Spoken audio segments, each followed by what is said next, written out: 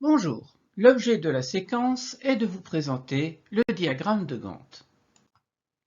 Qu'est-ce que le diagramme de Gantt? C'est un graphique horizontal qui montre les tâches d'un projet et elles sont disposées dans le temps, dans l'ordre dans lequel il faut les effectuer. Donc en fait ça vous permet une planification aisée et on doit cette invention à un dénommé Gantt dans les années 1910. Alors, le diagramme de Gantt, dans le cadre d'un travail de fin d'études, c'est qu'il va vous permettre de planifier les tâches. Comment créer un diagramme de Gantt sur Excel? Eh bien, j'ai mis des tutos avec des liens en bas de page. Je ne vais donc pas commencer à vous saouler avec ça, mais Excel a l'avantage d'être gratuit. Il y a des diagrammes de Gantt que vous pouvez compléter en ligne, mais généralement vous trouvez des versions payantes. Alors en fait, il faut noter les données pour créer son diagramme de Gantt. Et donc les premières données qu'il va falloir aller chercher, eh bien c'est la date de début, la durée de la tâche et le nom de la personne qui l'effectue. En règle générale pour vous, c'est toujours vous. Mais quand vous avez du travail d'équipe, eh bien c'est la personne qui est chargée de la tâche qui apparaît à côté. Il faudra aussi insérer la date de fin de la tâche. Alors, il y aura une barre qui indique la progression correspondant à l'avancement de la tâche.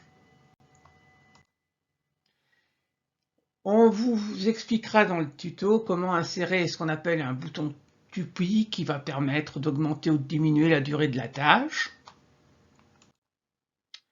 Et on vous expliquera comment insérer et modifier un graphique à barres pour afficher la chronologie dans le diagramme de Gantt. Et vous verrez ainsi comment finaliser et tester ce fameux diagramme. Alors, voyons un exemple. Voilà à quoi ça ressemble. Donc vous trouvez les tâches à accomplir, vous trouvez un calendrier sur le côté, et donc en fonction des tâches à accomplir, eh bien la tâche en question s'effectue de là à là. Et en voyant ça, vous voyez tout de suite ce qui est en surcharge, ce qui devrait être pensé avant, ce qui est réalisable, pas réalisable si on fait trop de choses à la fois.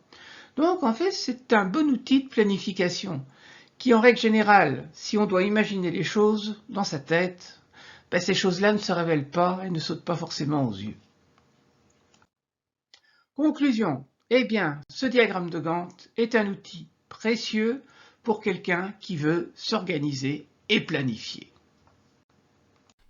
Voilà, j'achève déjà cette présentation expositive, mais je vous renvoie surtout vers les 3 liens qui figurent en bas de page et qui vont vous permettre de réaliser ce diagramme de Gantt.